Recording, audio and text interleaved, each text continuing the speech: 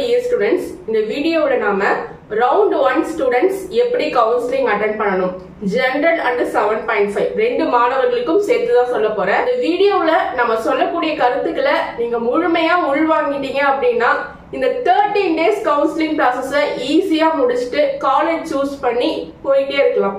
சரிங்களா? சோ அதனால வீடியோவை ஸ்கிப் பண்ணாம தெளிவா பாருங்க. ஓகேங்களா? இது ஒரு சாதாரண வீடியோ கிடையாது. எப்படி கவுன்சிலிங் அட்டெண்ட் பண்ண போறீங்க அப்படின்றத A to Z விளக்கக்கூடிய ஒரு பதிவு. சரிங்களா? அதனால முழுமையா பாருங்க. வீடியோவை முடிஞ்ச வரைக்கும் லைக் பண்ணுங்க. நீங்க லைக் பண்றது மூலமா இந்த வீடியோவை எல்லா மாணவர்களுக்கும் கொண்டு போய் சேர்க்கலாம். சரிங்களா? நம்மளுடைய தமிழ்நாடு இன்ஜினியரிங் ஸ்டூடெண்ட்ஸ் குரூப்ல ஜாயின் பண்ணிக்கோங்க. கவுன்சிலிங் முடிஞ்சு காலேஜ் ஜாயின் பண்ற வரைக்கும் ரொம்ப ரொம்ப ரொம்ப யூஸ்ஃபுல்லா இருக்கும் உங்களுக்கு. ஓகேங்களா? வாங்க நம்ம கண்டென்ட்க்கு போலாம். First of all round 1 counselling பத்தி A to Z பார்க்க போறோம். சரிங்களா? இந்த 13 days கவுன்சிலிங் process பத்தி நம்ம இந்த வீடியோல பார்க்க போறோம். வாங்க நம்ம பார்க்கலாம். நீங்க ரவுண்ட் 1ல வரக்கூடிய மாணவர்களா இருந்தீங்க அப்படின்னா 200ல இருந்து 171.33 கட் ஆஃப் எடுக்கக்கூடிய மாணவர்கள் ரவுண்ட் 1ல வருவீங்க. இந்த கட் ஆஃப் மதிப்பெண் அப்படின்றது ரவுண்ட் 1ல வரக்கூடிய ஜெனரல் மாணவர்களுக்கும் பொதுவானது. ரவுண்ட் 1ல வரக்கூடிய 7.5 ரிசர்வேஷன் மாணவர்களுக்கும் பொதுவானது. சரிங்களா? ஜெனரலா இருந்தாலும் சரி 7.5 ரிசர்வேஷனா இருந்தாலும் சரி நீங்க 200ல இருந்து 171.33 கட் ஆஃப் எடுத்துருந்தீங்க அப்படின்னா ரவுண்ட் 1ல வந்துருவீங்க. ஓகேவா? நெக்ஸ்ட் இந்த ரவுண்ட் 1 கவுன்சிலிங்க ஜெனரல் 7.5 அப்படின்னு ரெண்டா பிரிக்கிறாங்க இல்லையா? இந்த ஜெனரல் அப்படின்றது பிரைவேட் ஸ்கூல் பிள்ளைகளும் கவர்மெண்ட் எய்டட் ஸ்கூல் பிள்ளைகளும் வரக்கூடிய ஒரு கவுன்சிலிங். இந்த 7.5 கவுன்சிலிங் அப்படின்றது முழுக்க முழுக்க அரசு பள்ளியில 6வதுல இருந்து 12ஆம் வகுப்பு வரை படித்த மாணவர்கள் வரக்கூடிய கவுன்சிலிங் தான் இந்த 7.5 ரிசர்வேஷன் கவுன்சிலிங். ஓகேங்களா? இதுல யாருக்கும் எந்த சந்தேகமும் இல்ல இல்லையா? ஜெனரல்ல முதல் ரேங்கிங்ல இருந்து 37,976வது ரேங்கிங் எடுத்தவங்க வரைக்கும் இந்த ரவுண்ட் 1 கவுன்சிலிங்ல வருவாங்க. அதே மாதிரி 7.5ல முதல் ரேங்கிங்ல இருந்து 2570வது ரேங்கிங் எடுத்தவங்க வரைக்கும் இந்த 7.5ல வருவாங்க. ஓகே, இப்போ இந்த ரெண்டு பேருக்குமே வந்து பாத்தீங்கன்னா ஜெனரல் மாணவர்கள் 7.5 மாணவர்கள் இந்த ரெண்டு பேருக்குமே கவுன்சிலிங் ஒரே நாள்ல தான் நடக்குது. சரிங்களா? இவங்க ரெண்டு பேருமே ஒரே நாள்ல தான் சாய்ஸ் ஃபில்லிங் பண்றாங்க. ரெண்டு பேருக்குமே ஒரே நாள்ல தான் காலேஜ் அலாட்மெண்ட் வருது. ரெண்டு பேருமே ஒரே நாள்ல தான் போய் காலேஜ் ஜாயின் பண்ண போறாங்க. ஓகேங்களா? அப்போ இன்னொரு கேள்வி நீங்க கேட்பீங்க, மேம் 7.5க்கு எப்ப கவுன்சிலிங் அப்படின்ட்டு. சோ நம்ம இப்ப சொல்லக்கூடிய விஷயங்கள் நல்லா கவனிச்சுக்கோங்க. அந்த கேள்வியை கேட்க மாட்டீங்க. ஓகேங்களா? ஏன்னா ஜெனரலுக்கும் 7.5க்கும் ஒரே நாள்ல கவுன்சிலிங் நடக்க போகுது. ஓகேவா? இந்த 7.5 மாணவர்கள் ஜெனரலுக்கும் சாய்ஸ் ஃபில்லிங் பண்ணலாம், 7.5க்கும் சாய்ஸ் ஃபில்லிங் பண்ணலாம். ஓகேவா? ஓபன் சாய்ஸ் ஃபில்லிங் ஒரு ஆப்ஷன் இருக்கும். அதுல போனீங்கன்னா கவர்மெண்ட் ஸ்கூல் அண்ட் அகாடமிக்னு ரெண்டு இருக்கும். அதுல வந்து கவர்மெண்ட் ஸ்கூல்ல கிளிக் பண்ணி கவர்மெண்ட் ஸ்கூலுக்கு சாய்ஸ் ஃபில்லிங் பண்ணலாம், அகாடமிக்கு கிளிக் பண்ணி ஜெனரல் கவுன்சிலிங்க்கு சாய்ஸ் ஃபில்லிங் பண்ணலாம். ரெண்டுத்துலயுமே காலேஜ் அலாட்மெண்ட் வந்துச்சு அப்படின்னா ஏதாவது ஒரு காலேஜ வந்து ஓகே பண்ணிட்டு இன்னொரு காலேஜ அப்படியே விட்டுடலாம். சரிங்களா? 7.5 மாணவர்கள் இதுக்கு ஒரு 1/2 hour சாய்ஸ் ஃபில்லிங் பண்றீங்கன்னா ஜெனரலுக்கு ஒரு 1/2 hour சாய்ஸ் ஃபில்லிங் பண்ண போறீங்க. அவ்வளவுதான். சரிங்களா? ஒரே நாள் தான் சாய்ஸ் ஃபில்லிங். இதுக்கு ஒரு 1/2 மணி நேரம், அதுக்கு ஒரு 1/2 மணி நேரம். ஓகேங்களா? நான் சொல்றது சும்மா குத்து மதிப்பா சொல்றேன். 1/2 மணி நேரம்ன்றது 1 மணி நேரம் கூட எடுத்துக்கோங்க. இதுக்கு ஒரு 1 மணி நேரம், இதுக்கு ஒரு 1 மணி நேரம்.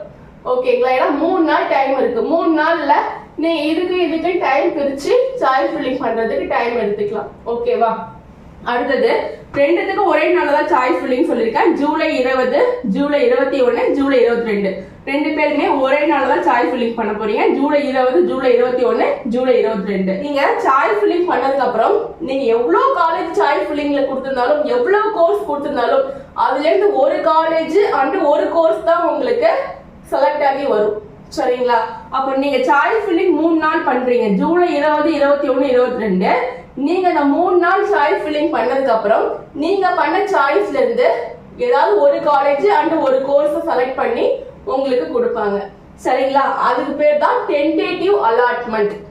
ஓகேங்களா? அந்த ரிசல்ட்டுக்கு பேர் தான் டென்டேட்டிவ் அலாட்மெண்ட். அந்த டென்டேட்டிவ் அலாட்மெண்ட் வந்து உங்களுக்கு ஜூலை 24 அன்னைக்கு வரும். நீங்க சாய்ஸ் ஃபில்லிங் பண்ண காலேஜ்ல உங்களுக்கு எந்த காலேஜ் கிடைச்சிருக்குன்ற ரிசல்ட் வந்து ஜூலை 24 அன்னைக்கு உங்களுக்கு வரும். சரிங்களா? ஜூலை 24 ரிசல்ட் வந்ததுக்கு அப்புறம் அந்த ரிசல்ட்டை அப்படியே தொடாம வச்சிடக்கூடாது.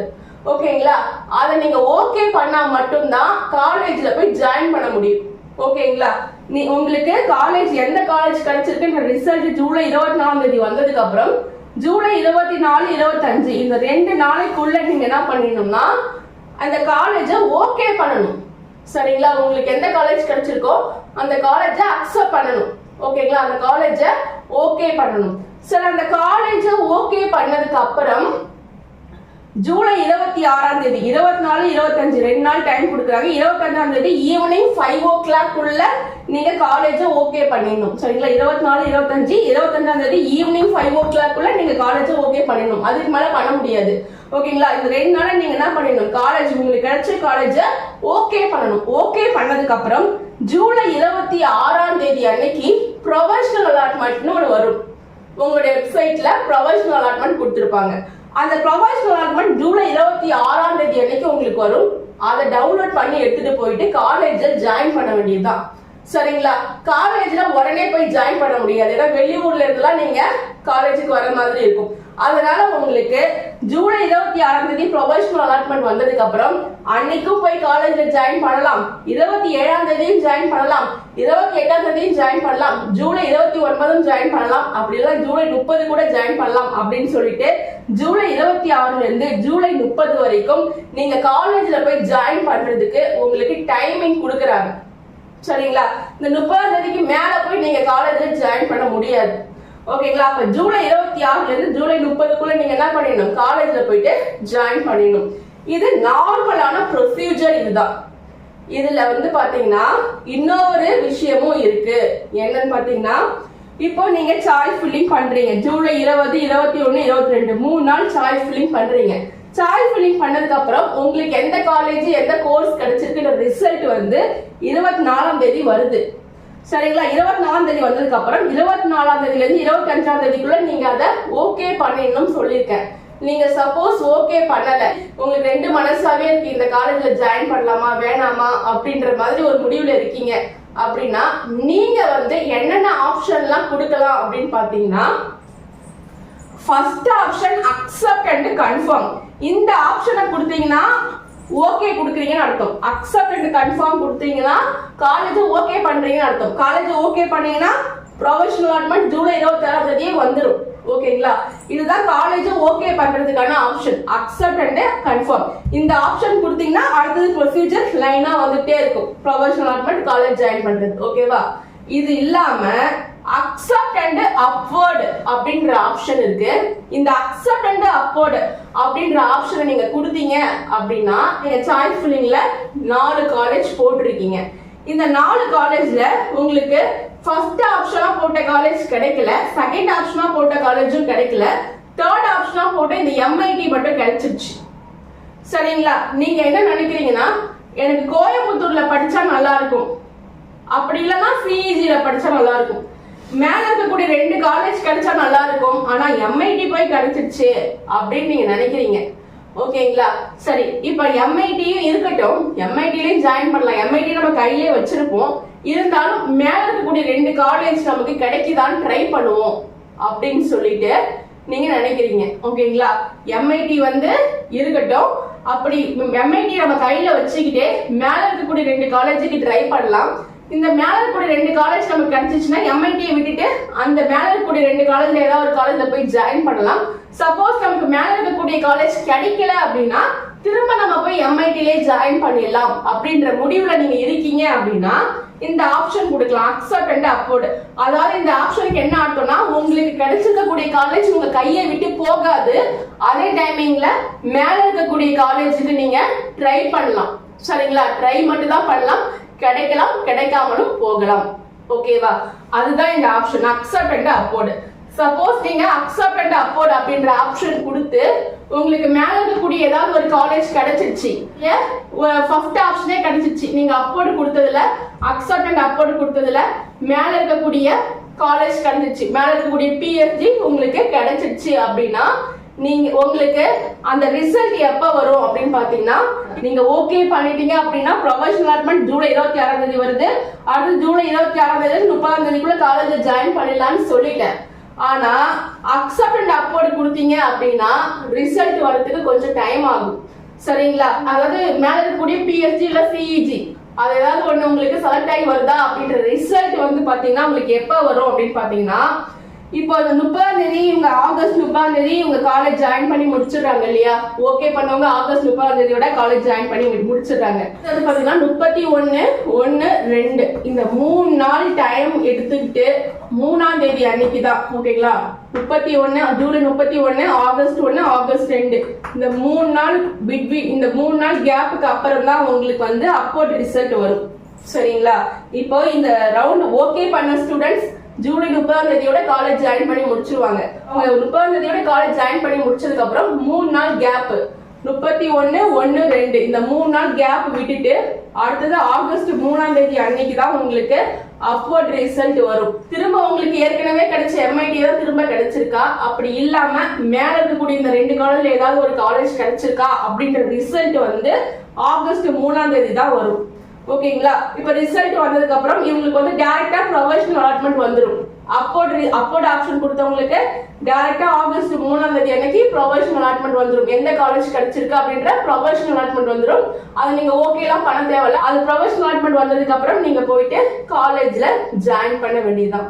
சரிங்களா? சரி, ஓகே. இப்போ இந்த அக்செப்ட் அண்ட் அப்வோர்ட் கொடுத்தவங்க இதுக்கு இடையில என்ன பண்ணணும்னு பாத்தீங்கன்னா, இந்த ஓகே கொடுத்த ஸ்டூடெண்ட்ஸ் வந்து ஜூலை 26ஆம் தேதியில இருந்து 30ஆம் தேதிக்குள்ள காலேஜ்ல போய் ஜாயின் பண்றாங்க இல்லையா? அந்த டைமிங்ல இந்த அப்வோர்ட் கொடுத்த ஸ்டூடெண்ட்ஸ் என்ன பண்ணணும்னு பாத்தீங்கன்னா, அவங்களுடைய சர்டிபிகேட்லாம் எடுத்துக்கிட்டு டிஎஃப்சி சென்டர்ல போய் கொடுக்கணும். சரிங்களா? டிஎஃப்சி சென்டர்ல போய் கொடுத்துட்டு வெயிட் பண்ணணும்.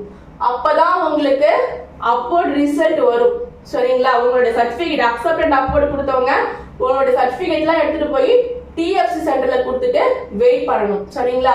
நீங்க 7.5 ரிசர்வேஷன் மாணவர்களா இருந்தீங்கன்னா எந்த பணமும் கட்ட தேவையில்ல டிஎஃப்சி சென்டருக்கு. இதுவே நீங்க முதல் பட்டதாரி மாணவர்களா இருந்தாலும் எந்த பணமும் கட்ட தேவையில்ல டிஎஃப்சி சென்டர்ல.